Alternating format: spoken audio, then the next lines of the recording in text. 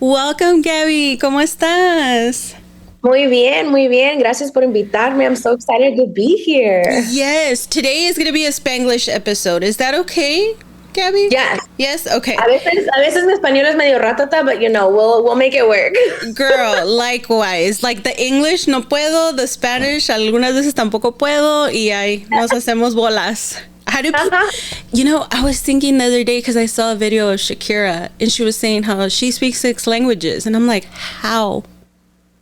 I know. I think it's so impressive when people are so multilingual. I'm like, I can barely balance both, you know? Yes. A veces me cuesta un esfuerzo, así like consciente, así de practicar el español, Yes. Well, especially for me, girl, I'm just surprised que no soy muda. Like, I feel like people think I'm really dumb because when I speak, no me salen las palabras because I'm thinking in English and in Spanish and then whatever comes out. And exactly. And sometimes they merge. Yep, exactly. And I think, I was just talking to a friend of mine yesterday. So, es una amiga española. And so she's very, like, our Spanish is different, right? And that's always what we like to talk about. Y me dice, y nos preguntan, how would you say like a ride? Like, I'm going to give you a ride in Spanish. And we were like, pues quieres que te dé un ride or whatever, And we're like, and she goes, no. That's like from ride to ride, like one of those like parquear kind of words. Yes. And we were just like talking about like what that looks like and when languages converge and like merge together, Well, if I was here, I live in San Diego. If I was here in San Diego, I would be like, me das un ride. But if I'm in Mexico, I'd be like, hey, me das un... ¿Cómo se dice? Un empujón. No. ¿Me llevas? I don't know. I had it right now. Me das un aventón. Me das un aventón. Un aventón, es cierto. Sí, el aventón. Ajá. El aventón. Me das un aventón. Like, yeah, you have to change your Spanish depending on what region you're in. Even in the Caribbean, it's different. Oh, yeah, for sure. Yeah. Even parts of Mexico itself, it's like, hablan súper diferente, Yes. I love it. Okay, you guys, so we're in for such a good episode today because I feel like we're going to speak on a subject that I personally am finally dealing with. I'm dealing with my demons, Gaby. Congrats. I'm so excited. But hopefully it doesn't feel like your demons. Hopefully you're like, I am gonna empower myself. Yes, I want to because I'm first generation here. My parents were immigrants and I have no idea about financials. Like, I didn't know, I knew there was credit scores and about debt and credit cards and loans and all that. But there's so many different things to cover. And I don't know if we could do that in 1 hour, but we could at least generalize some things. And then you guys need to go and check out Gaby Rincon. So her website is going to be rpfeducation.com.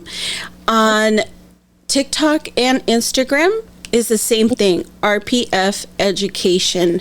If you guys are watching us on YouTube or Spotify, you will see the handles somewhere here.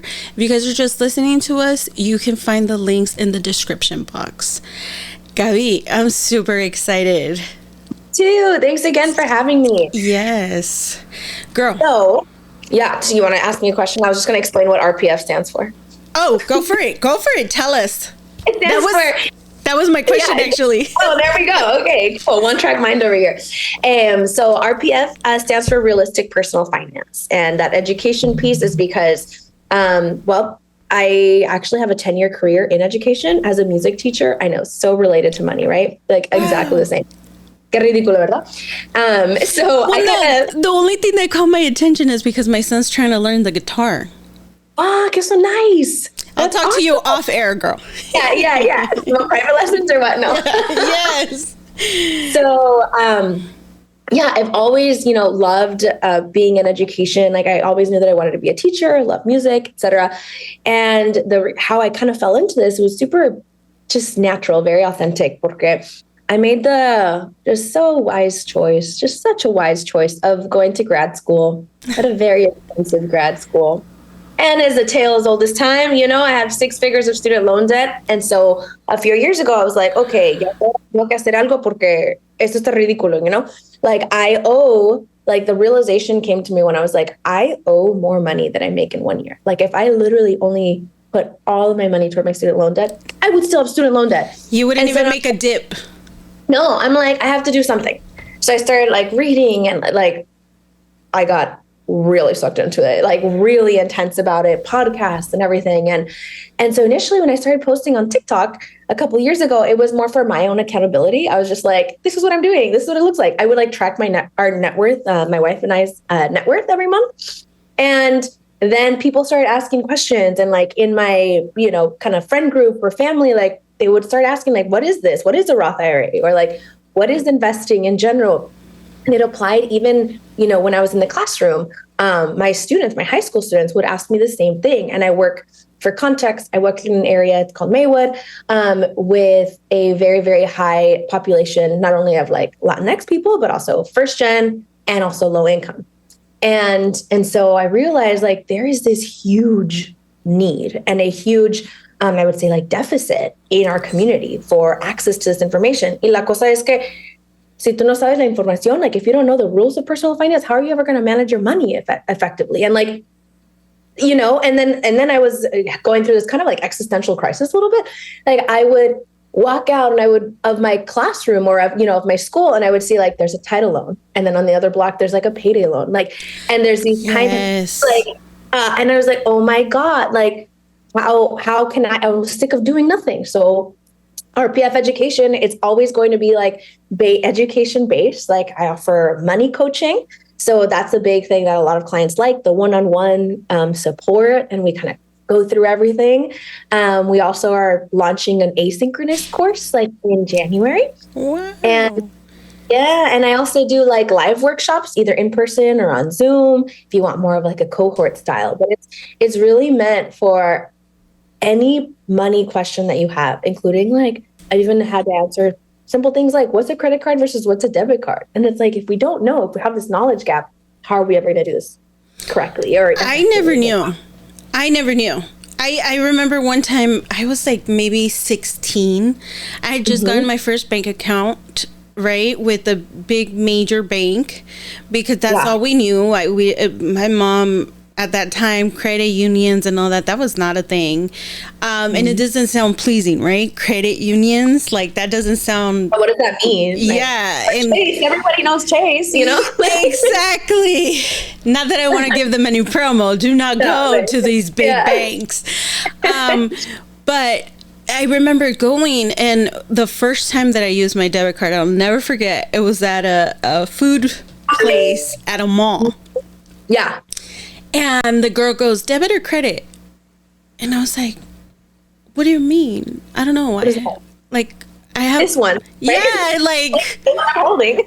Like, what's the difference? And so she was like, oh, like, is it like a checkings account? And I'm like, yeah. She goes, well, do you want to pay for it like right now, or do you want it to take like a few days? And I'm like, why would I want it to take a few days? Like, right? Yeah. I was so confused. I'll be a different person in a few days. Like, yeah.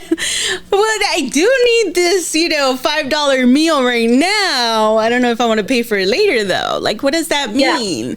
Yeah, exactly. And I was lost. I was completely lost. And even when I started college, they start offering you the student loans. They start offering you all that. And one thing that right away didn't sit right with me was that I didn't qualify to buy a home and get a home loan, but I can get that same amount of home loan in student loan.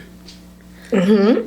And I was baffled. I'm like, okay, so you trust me to get myself an education, but you don't trust me to be able to support myself living. Right. Exactly. And it's like...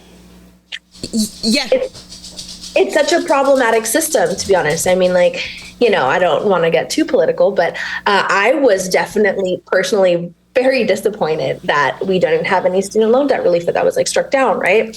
And it's just because our community is really suffering from it. And like, I cannot tell you, out of all the clients that I deal with, seriously, 92%, I think we just calculated that, 92% have student loan debt. Yeah. Like 90. That's a lot. Common. Yeah, absolutely. And it's like, and it breaks my heart because people are just so overwhelmed by it. And like, why do we think it's a good idea for an 18-year-old to take out $50,000 in a student loan? Like, why do we think that's okay? Yes. And that's what I don't understand, because at 18, 19, when you're starting to go into college, you don't know nothing. You don't have no credit history. You don't have nothing. Like, this could be your very first credit impact. And this is going to stick to you worse than gum on a hot day. Because no matter if you go bankrupt, they don't care where you live. They don't care what's going on. You better pay them back. Exactly. And it's like, you know, I joke all the time with my high school students, right? I'm like, when they make kind of choices that are like a little questionable, and then they realize it afterwards, it's like, oh, man, if I had known. I was like, yeah, guys, it's because you got to remember, you don't have a fully developed brain. Like, no shade. No. You don't have a lobe yet. And so it's like, again, we get to these 6-figure potential debt that are, it's going to be like decades that they're going to be dealing with this, right? And they don't have fully developed brains. Like, we should probably not do that. We should probably not allow this, you know? Yes. And also there's a higher percentage of people that don't use their degrees for anything. Right.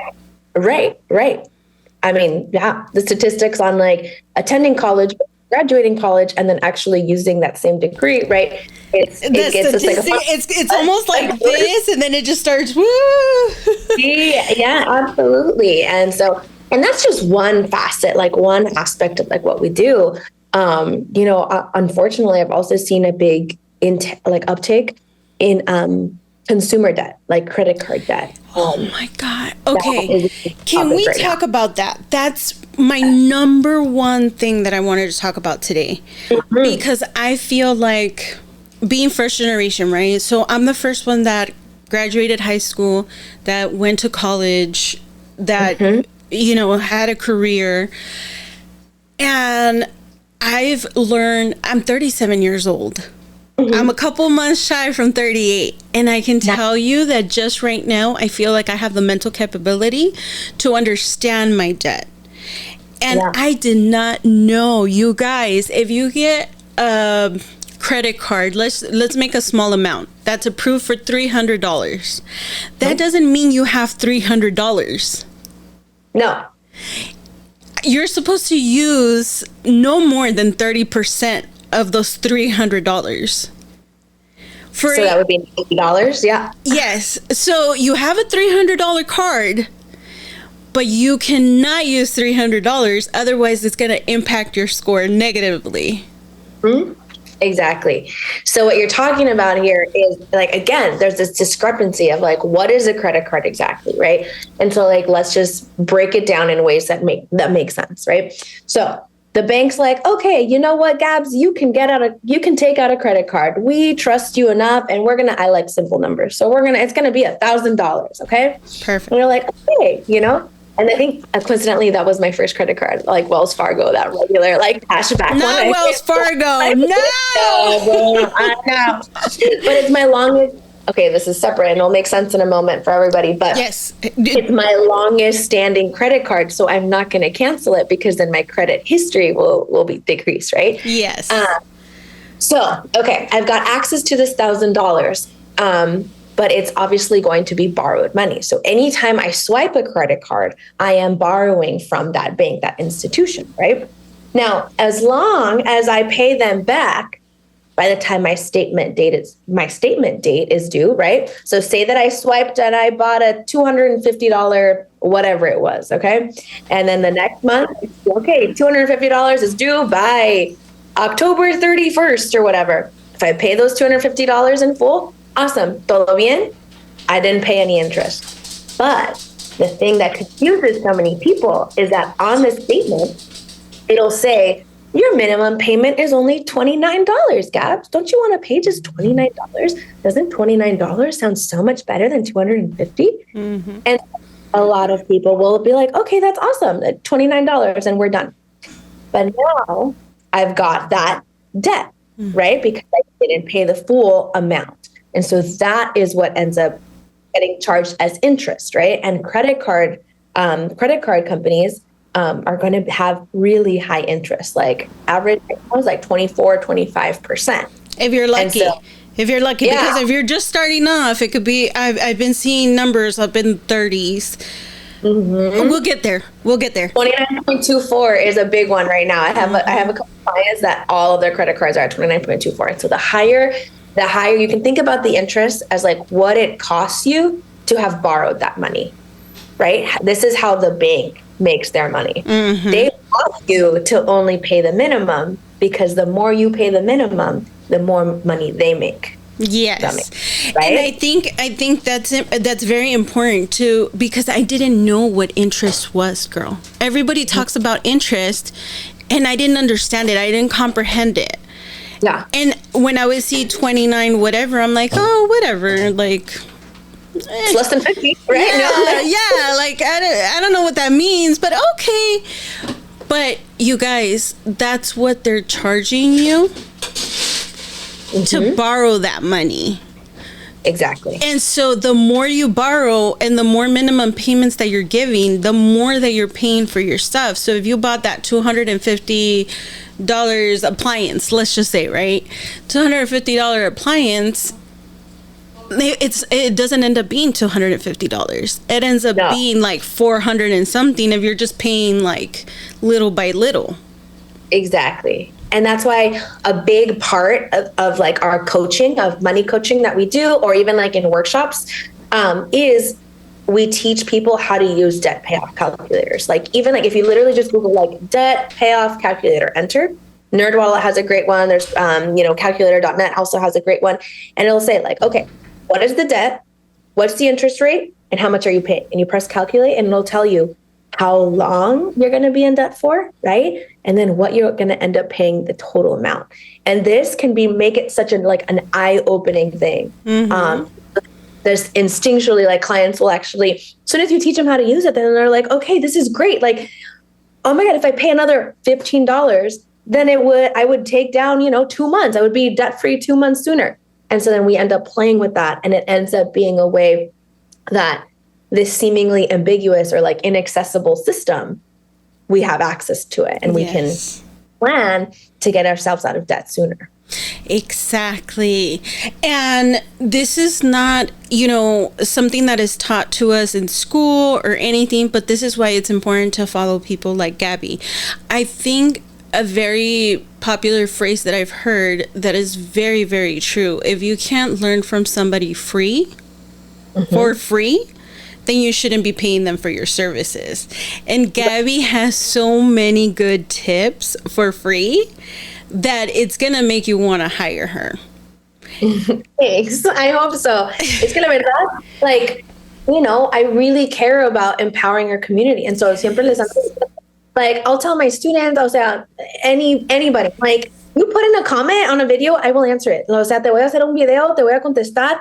Mándame un mensaje, like I will help you, because the thing, what I really, really care about is the trust that I feel like I have right now. And so, this is kind of another example, but sometimes it's coming a lot more often that,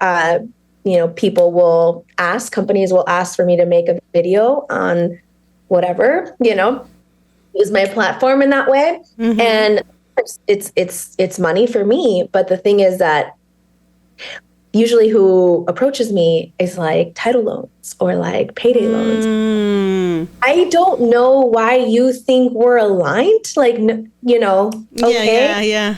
I understand that it's a necessity. Like sometimes it's an unfortunate necessity for some people sometimes, but I'm not going to promote something. No, because that's what's hurting our community. Mm-hmm. I thought growing up, girl, and this is kind of steering away into another thing that I've gone through personally that I know happens in our community. When I started working, I didn't know that you're supposed to put some percentage to bills, some percentage to savings, some percentage to like spending, because you get, and you know, we're just playing with numbers. These are not realistic, but whatever. But say that you're getting paid $500 a week. That doesn't mean that you have $500 to spend, you guys. No, ya sé, y eso es algo que pasa tan común, especialmente con nuestra comunidad, porque lo que pasa es que nosotros, you know, when we're growing up, like a lot of the time, if we're first gen, then our parents are like really, you know, hustling, trying to put food on the table, right? Yes. Like truly. And so ellos no tienen otra opción, no tienen posibilidad de poder ahorrar dinero, because they're literally like, I need to pay all of our bills, so all of my income is going towards this. They're on survival mode. I call it survival mode. It is. And then that's exactly what it is. Pero luego lo que aprendemos nosotros is that it's normal to spend your entire income. It's normal to spend your entire check. And so then when we grow up, we get our job, presumably they're higher paying than what our parents did, right? So we have the luxury of being able to save, but we don't realize that that's something that we should be doing, because that wasn't a habit that we were taught. Yes. And I'll say my parents were big savers, girl. Like, I'm talking about in the 90s, early 2000s. When I started going to college, that's when I noticed we were low income. Girl, for my whole entire life, I thought we were millionaires. You're rolling in it. You're like, I'm like, oh my God, because I had everything I needed, right? My dad would send me to Disneyland once a month. Wow. Yeah, like that was, even though it was $25 back then, but $25 was a lot. Yeah. And so I nunca carecí de nada. Nunca me faltó nada. And then I get to college, and when I'm filling out the FAFSA application, which if you guys don't know what FAFSA is, please Google it. If you have kids, or you guys are kids going into college, please Google FAFSA. But I was filling out that form, and back then, I don't know how it looks now, but back then we had to get like, you know, both parents' incomes, like who did you live with, like all that. And so I'm looking at it, and I'm like, my dad gets $20,000 a year? And you were like, you're shocked, right? I was like, how? How am I alive? How have you kept alive? Right? How? Like, you know, and he would let, you know, my older siblings borrow money. And, you know, it was me and my brother now at that house, but you know, I had my own car. Like it was crazy to think that he was doing this on $20,000. Little did I know that my dad had been saving his money forever. He always had that sense of saving. And so I didn't have the example of spending frivolous, but maybe because my dad was more careful with his money, by the time that I grew up, I was like, I got money. I can spend it. Like, my dad doesn't spend his money, but I'm going to spend mine. And girl, that cost me a lot of headaches. I bet. Yeah, it's hard. I'm what would be common is if you got into credit card debt, right? It's really, I did. Really common. 18, 19, 20, 21, 22. I did. That. And then by the time they get to me, and it's like, so I have $12,000 in credit card debt, and it's this like huge shame-based problem. Oh, and huge. And like super embarrassing. And you know what I mean? And it's like, I'm not trying to enable that situation. Obviously, like we're going to work on the behavior, but it doesn't help me to like, it doesn't help you for me to kick you while you're down. You know, I don't have to pour salt in the wound. And again, I'm not trying to excuse it, but so much there's a lack of knowledge, and you don't know what you don't know. And so unfortunately, we tend to see our young people digging these holes for themselves. And then by the time they realize what they've done, they're already It's too late. It's too late because you're deep in there. And now we got to like, you know, crawl out essentially. And so that's why I'm so big on like providing free, accessible information, because it's like somebody's got to do it. O sea, es súper importante. But right now there's only, I think it's 16 states that require financial literacy to graduate. 16? Yeah, that's it. Exactly. And so we need to That's why I'm super intense about it. Like I want my eventual goal is to make FinLit, like financial literacy, a graduation requirement, because no matter what you do, whether you go to college, whether you become a doctor, whether you become a restaurant owner, like whatever you do, you have to manage money. Like that's something that we all have in common. And so we all need to be able to do it. Yes, 100%. And, I don't mean to offend anybody, and I don't want to seem insensitive, but I feel like our education system is in the trash, because me growing up, like seeing that my son was given the same books that I was given 20 years ago, girl, it's like, you guys are still teaching the same thing, and now there's no new information. Like, yeah, like so many historical facts have come about since then. Yeah, you guys haven't updated your books, and so I took it upon myself to homeschool my kid. And, to teach him, now I'm teaching him, what does interest mean? What does it mean to build your credit? Just because you're getting paid this much, he's 15, so he's about to get his first job. Nice. And so my husband and I have come up with this plan, and you guys can totally borrow this plan. But we said, we're going to charge him rent, gas, water. He has to pay for his car insurance, for his car maintenance. Like, we're going to make him be responsible for himself and to contribute to the household. Where we are going to step in as parents and look after him is that money that he's going to be giving us every month, he doesn't know that we're not going to be using it for bills. And what are you going to use it for? I'm going to save it for him. And whenever he decides to move out, or whenever he gets married, we plan to give him that money back and say, so we taught you how to pay your bills, and this is your savings. Plus the extra savings that we told you to save, you grab that, get yourself a little house. Like, I don't believe in big weddings. I don't believe, this is just my personal opinion. If you do, please do as you please, you guys. Yeah. But I feel like, what's most important is to make sure that you and your significant other have a place of your own. A home, yeah. That you have your assets together before you throw a big party.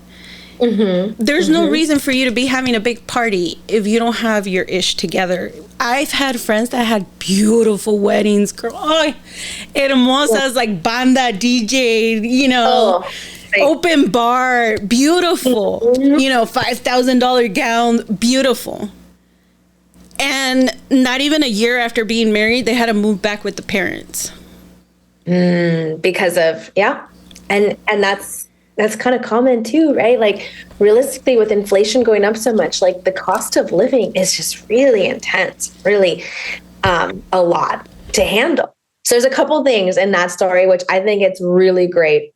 Something that I love and I really encourage, especially for parents, is to start teaching their children about money and how to manage money, obviously in an age appropriate way, Of course.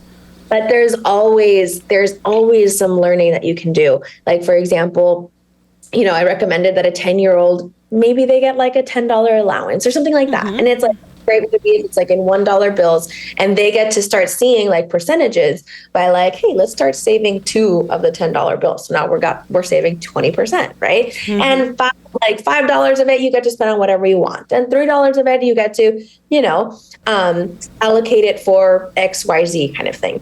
And so they're starting to learn how to manage their own money, right? They're building those habits effectively. And also it's really helpful in terms of child development to like have that, independence, right? Yes. And still in a way that their parents are there, but like, how great is it if you go to the store? Like, I remember feeling so cool when I would go to the store and I would buy my whatever little toy, but it's like my money and I bought it and I earned it, right? And there's something really powerful about that.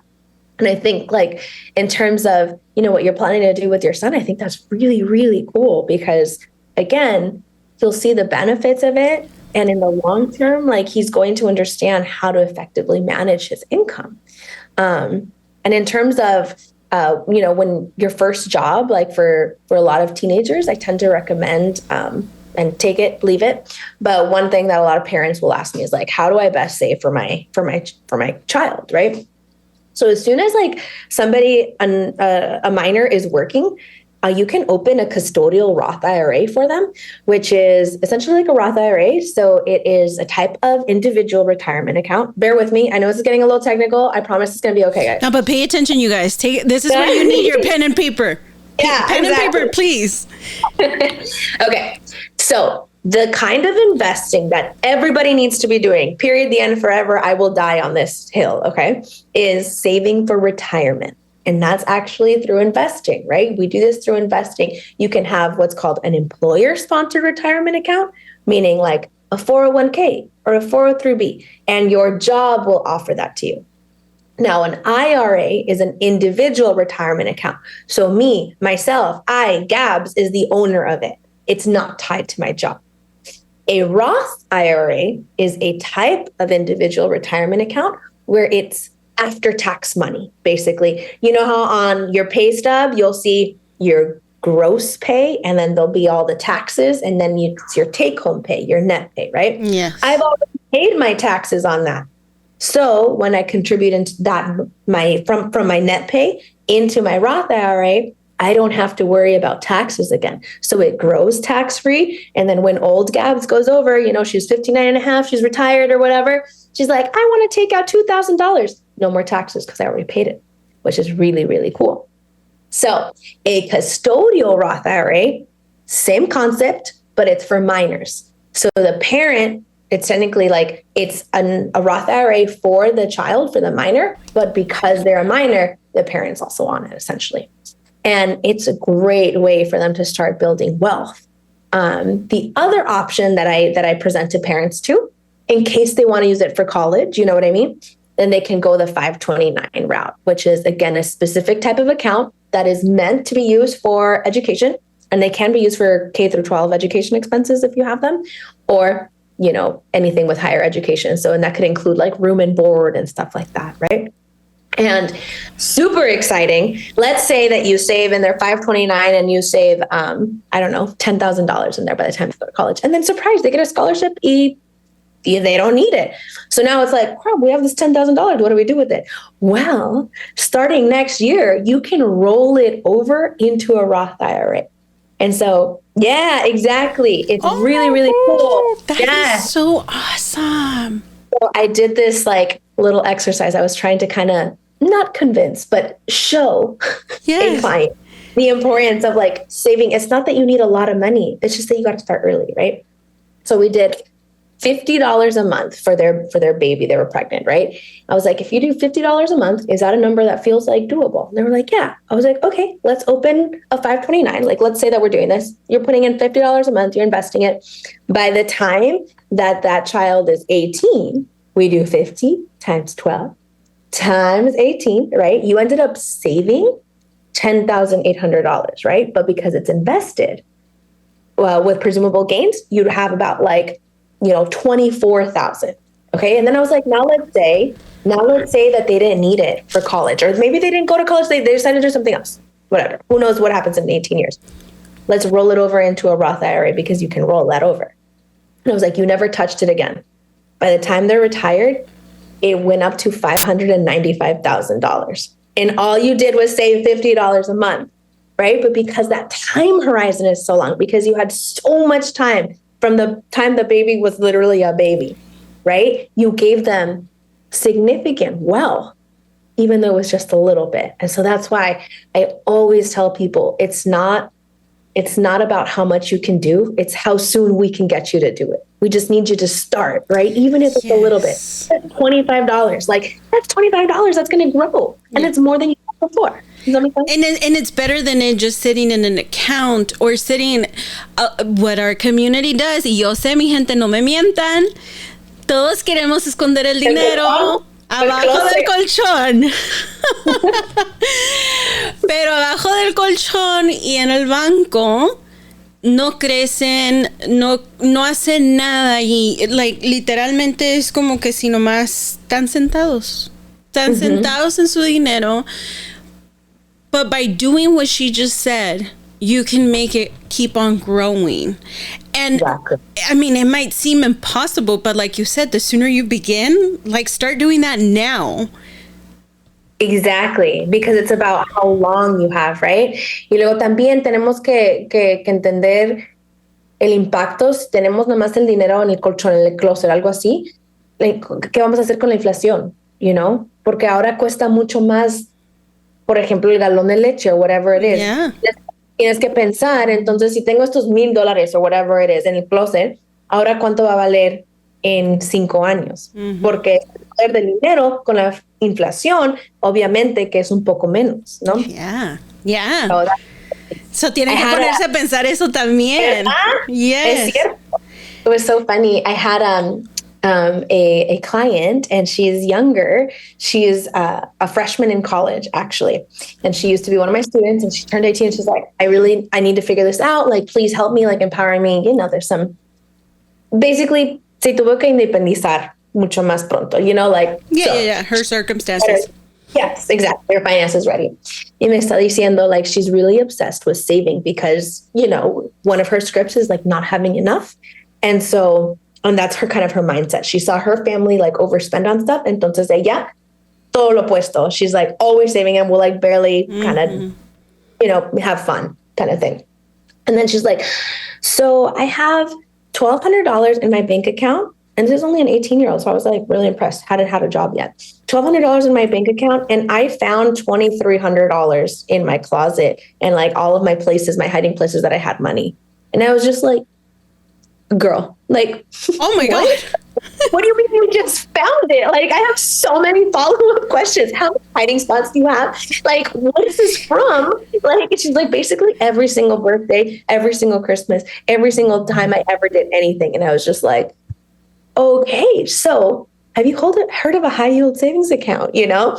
And so we kind of like worked on it from there, but it's just, it's almost comical. O sea, me da risa a veces, like what we end up doing with our money a little bit. Cause it's like, you gotta, right? Because if nobody's teaching you, then we're probably going to be making weird decisions, you know?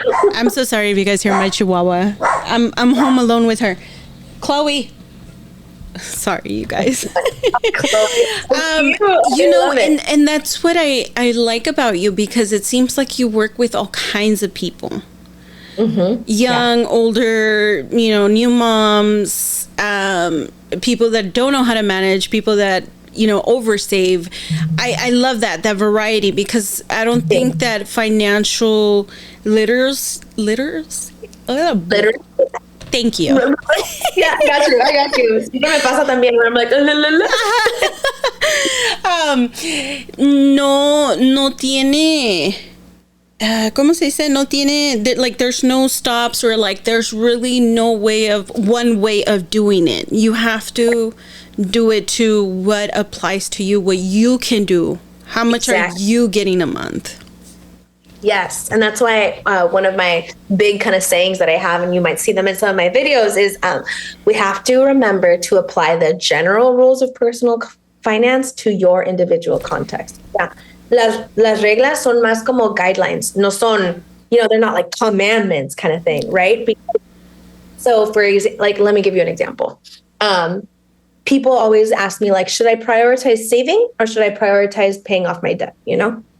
And generally, every personal finance expert is going to recommend that you have an emergency fund before paying off your debt. Porque if you don't have anything in savings to rely on, hay una emergencia, what are you going to do? Probably swipe a credit card, right? So we got to make sure that we have a buffer. But in terms of the amount in that emergency fund before you start prioritizing the debt, that can be a little bit variable, right? Let me give you an example. So my client that is a single mom, and, you know, obviously full-time provider, only source of income, the amount that she should have in a savings account in case something happens is obviously going to be higher than my 20-year-old client who's living at home, whose living expenses are significantly less. Does that make sense? Right? Of course. You know, like, again, we have to think about the context of what our clients, our community is coming, what you are coming with, right? And the other thing that I think is so important that we acknowledge is to have an identity first personal finance approach. And what I mean by that is like, go ahead. No, that is what caught my eye in your website when I read. So this is what it reads on the website, you guys, when you guys go and check it out. The only company that helps you understand and manage your personal finance through an identity first approach. Identity first approach. That caught my eye so bad because I was like, oh my God, she can tell it to me. Yeah, exactly. And the thing is that our identity, you know, it's the way that the world views us, the way that we view the world. Entonces, ¿cómo no nos va a impactar con las finanzas? You know what I mean? Like, how is that going to impact us, right? I'll give you a few examples, right? And these are all real clients, right? These are all made up, not made up people.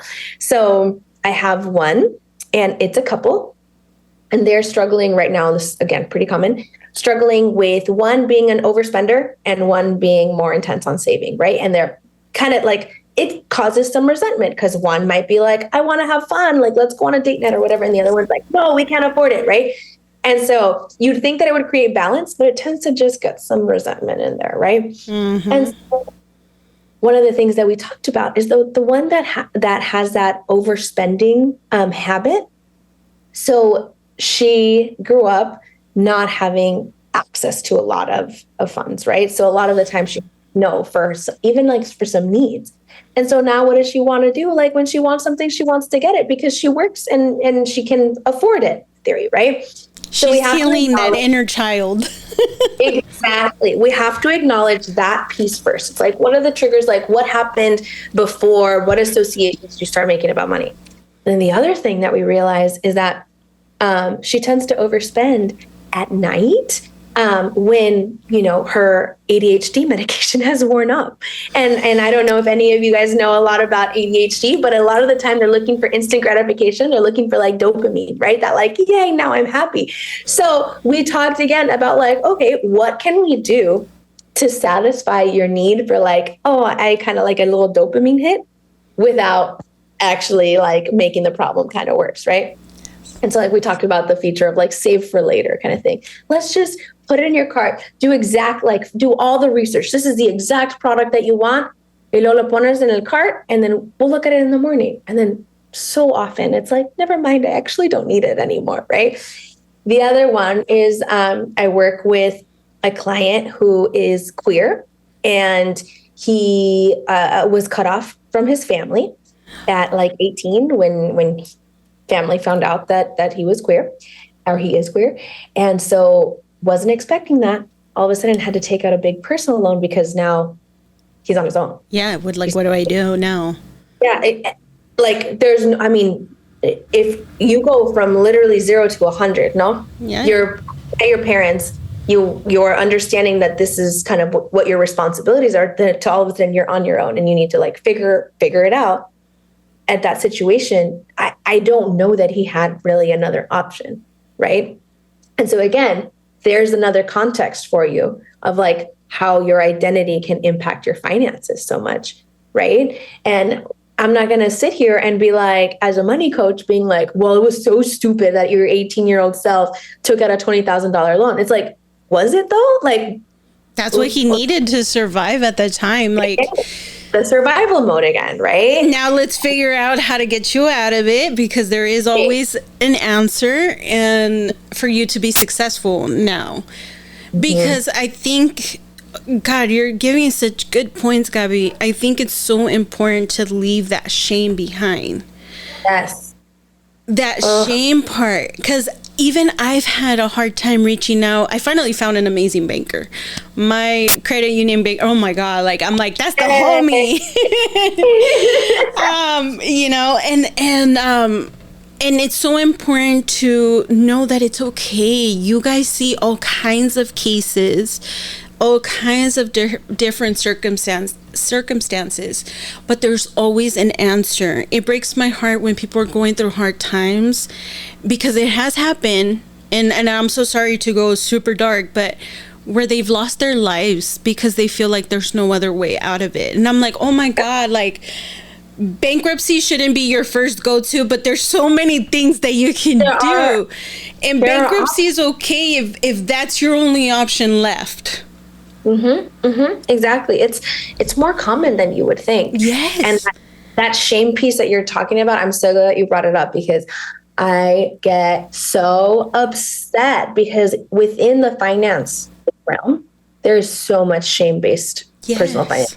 Like, and it's just not, I just don't think that it's conducive. So for example, and again, not trying to offend anybody, but Dave Ramsey is a really big personal finance expert, 80s, 90s, started the like envelope budgeting system. And I think that he was really helped a lot of people in terms of managing their debt, especially, right? And, but the thing is that he is so debt averse, like so anti-debt, that I think sometimes it comes off really, really shamey. Like, he's known for saying things like, if you're in debt, you shouldn't see the inside of a restaurant unless you're working there. And it's like, like I appreciate the how he has helped millions of people, but I don't think that our community and that this day, benefits from that. I'm not going to make the problem worse by you're already being vulnerable. It's already so uncomfortable for our community to like talk about their finances, and you're letting me in, and I'm going to be like, well, you're an idiot. Why would you spend this money? O sea, no, it's almost like, you going to church. I'm going to be like very general here, because I'm not saying about one specific church. Okay, you guys, you go to church and you're asking, God for guidance through one of his pastors, preachers, whatever, and they start shaming you for being a sinner. Yeah. And it's like, no, that's not how it works. You're supposed to be compassionate. And so finding somebody like Gaby, I love this. I love this because it's true. Not everything fits for one person. Exactly. And we have to figure out like, okay, so these are the guidelines. How do we make it? And that's why I think coaching is so powerful, is because it's like, we are going to customize it to what you need, right? Yes. We are give you like, we're going to look at all of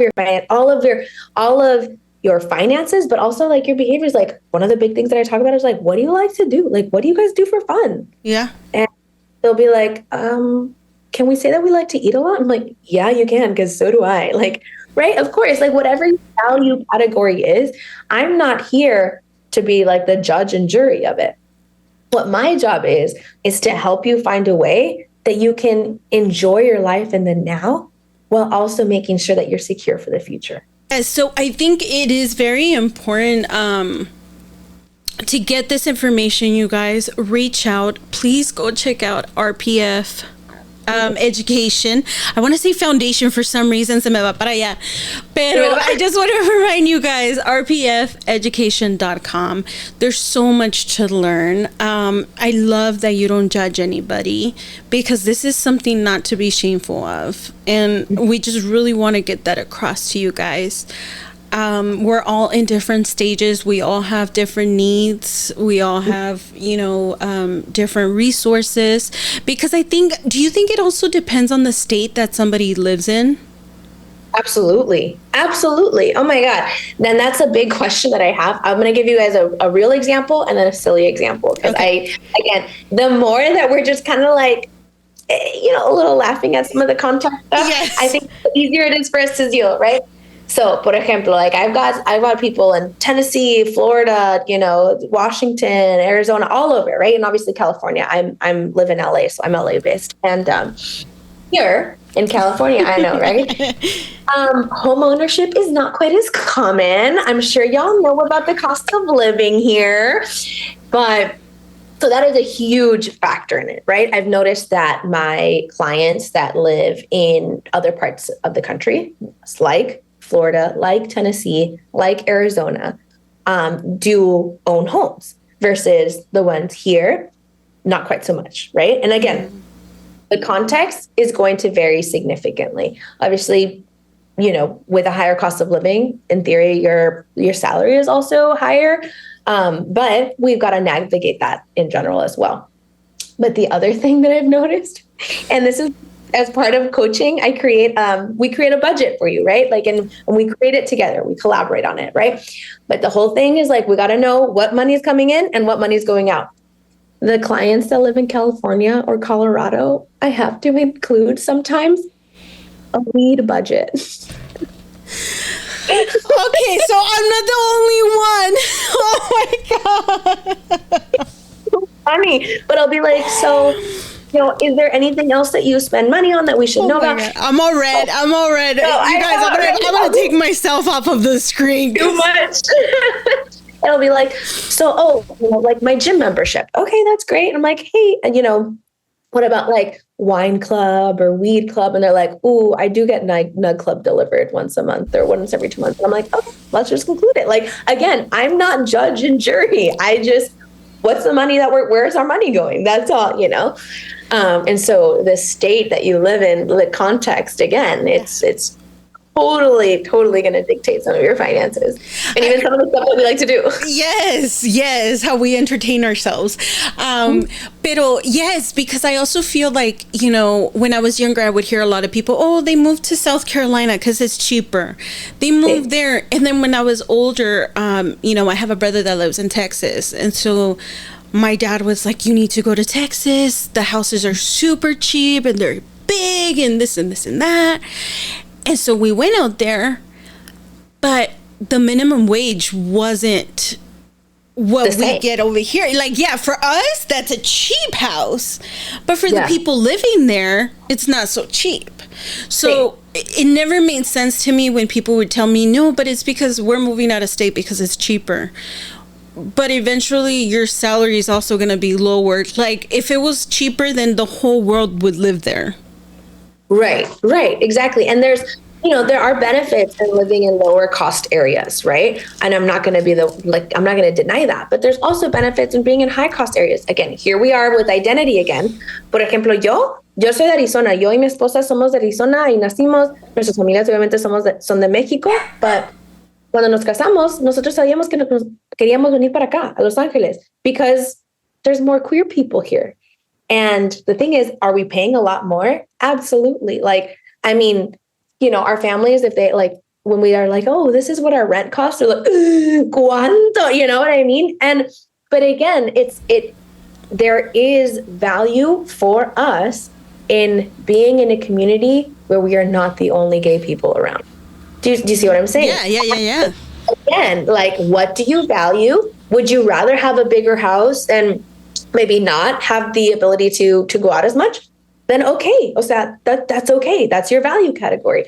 But if you'd rather, be in a more diverse area, then maybe that means that you're going to have to pay a little bit more for it. Again, what do you value? What do you want to do? There's no right or wrong answer as long as you're aligned. Yes, right? Yes. Oh, I love that you brought that up because that is so important, you guys. Like, there's just so much to learn. Girl, I'm going to send so many people your way. I don't know how many are actually going to reach out to you. I would love that. Even if they reach out, even if you just, send me an email, everything, or DM me on Instagram, on TikTok, we answer. And I'm very fortunate. My assistant really helps a lot in terms of making sure, there's certain things that she's able to answer. And if not, then she's like, Gaby, open this, text this, open this, respond to this, and it really, really helps. But because the thing is, I really believe in empowering y'all. Yes. And you know what? Talking about that, actually, before I leave, if you guys go to the website, once again, I'm going to say it. If you guys haven't visited it, rpfeducation.com. I love when I went to go meet your team because you do have a team. Girl, I do. The first thing that caught my eye was the real estate expert that you have. Yeah, that's my wife, actually. No way! Okay, Luz, shout out to you, Luz. And shout out to her mom and dad for making her. I'm very, very grateful for her, obviously. Pero sí, because the thing is, en nuestra comunidad, es un sueño para muchos de nosotros poder comprar una casa, poder comprar lo que sea, un hogar, ¿no? Y cuando yo, obviously, so Luz is in real estate as her career, pero luego noté, hey, muchos de nuestras comunidades, nuestros clientes quieren a alguien que puedan preguntarle cosas o sugerencias o lo que sea. Entonces, claro, o sea, quiero que seas parte de mi equipo en esta manera. And it's never like, so the questions that Luz will get a lot of the time, it's going to be more, again, like real estate based kind of thing. Yeah. Our clients that when we create their action plan, their real estate strategy is going to be in there. And so she helps with creating it. Well, I was thinking, because right now, personally, and this is a little bit, I don't know if I'm gonna share this with all of you, or I'm just sharing it with Gaby. So I don't know, Gaby. Okay, all right, let's feel it out. Just a personal experience here.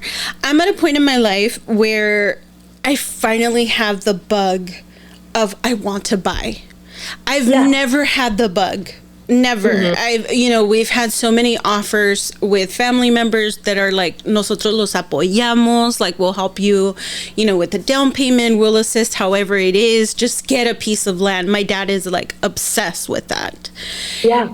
But I'm at a point where obviously inflation is hitting us. Mm-hmm. Debt that we need to consolidate. Mm-hmm. But I'm like, okay, how do I plan and move forward working towards a house? So I feel like if I was to contact you, you would bring Luz, your wife, along and be like, okay, this is her goal. This is how we get to that goal. And this is how long it could take you. But maybe si le echas un poquito más de ganas, this is, how short, and this is a realistic amount of where it could be. Right. And sorry, keep going. And so I've even tried contacting the homie at the bank.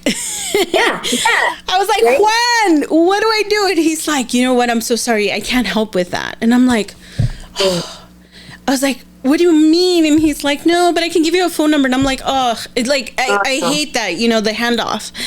Exactly. And so that discouraged me. But right now I'm like excited all over again, because I'm like, I could really hit up Luz and you and be like, okay, girls, like, help me with this. How can this is where I'm at and this is where I want to get to. And then just, for clarity and transparency for all of you, what ends up happening. So, por ejemplo, you book you decide you want to do coaching. Mm-hmm. That's me. So we do the Zoom together, we're meeting and we're talking about everything. If you tell me, and again, like if real estate happens to be a really big part of your plan, I want to in 5 years, and I have clients who do that. In 5 years, I want to, and this is where I want to own it, blah, blah, blah. And I'm like, okay, so on the back end, like what's happening, we take about 3-ish days to create your action plan.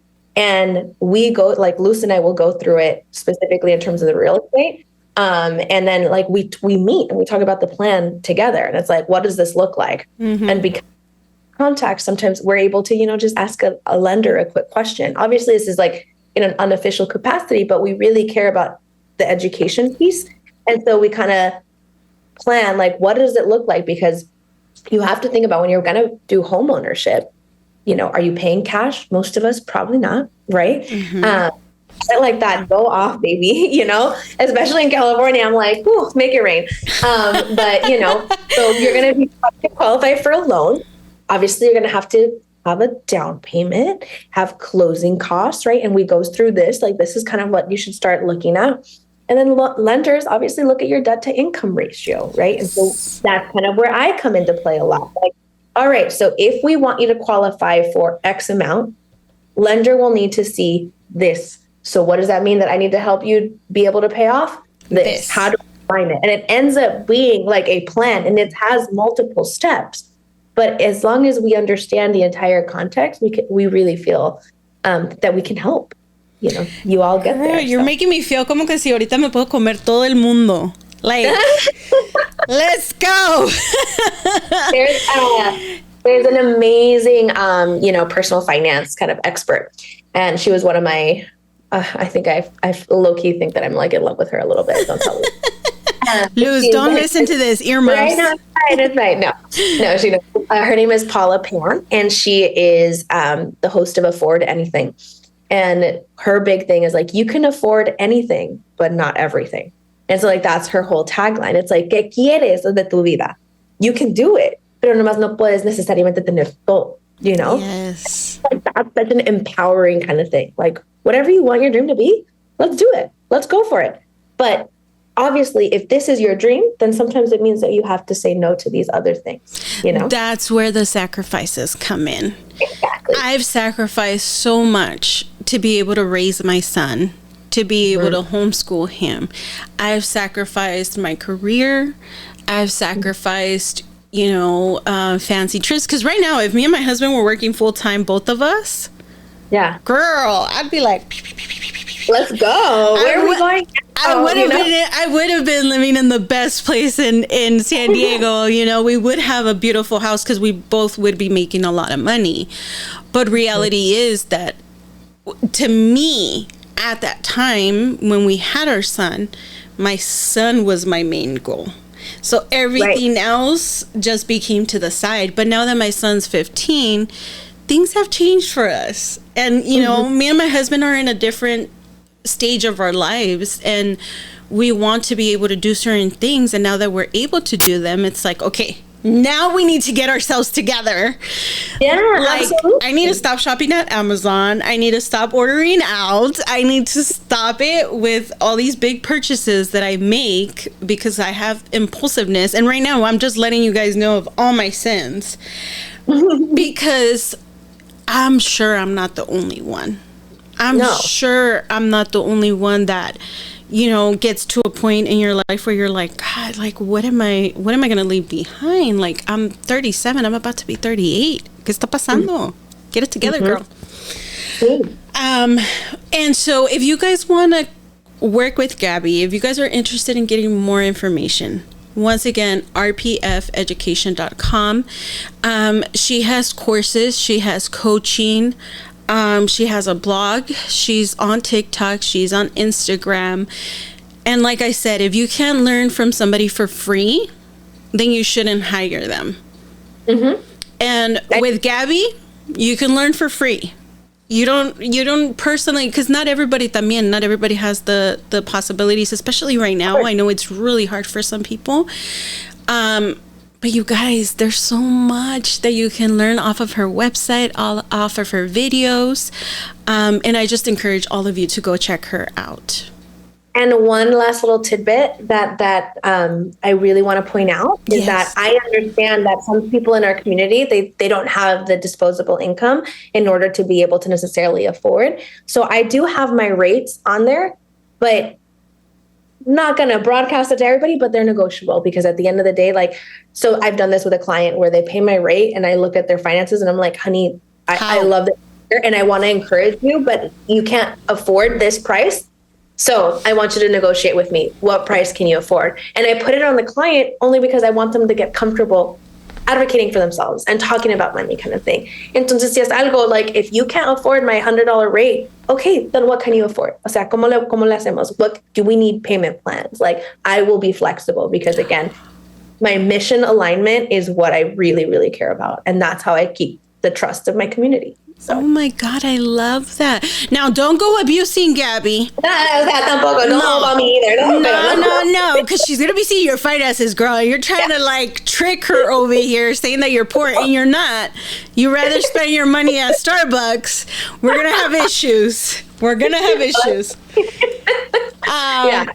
But yes, please go and hit her up. Thank you so much for joining us today, Gaby, and for your time. I stole you a little bit more over than what I wanted to. Ay, no te preocupes. Pero no, te apreciamos bastante. You guys tune in next week for another episode and go check out rpfeducation.com. Bye, Gaby. Bye.